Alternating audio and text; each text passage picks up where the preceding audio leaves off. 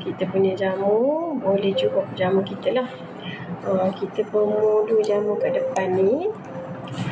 Ini adalah jamu tongkat Ali Plus dengan manja Kani Plus. Okey.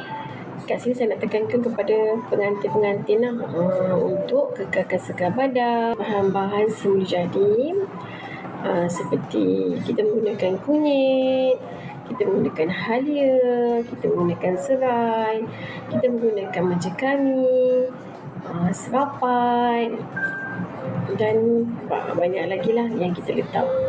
Okay, rasa jamu ni badan pun cergas, sedap. Angin dalam badan yang tak okey pun akan keluar. So boleh dapatkan yang ini. Yang ini adalah beg yang kedua. So kita letak beg 2 beg je. So 2 beg.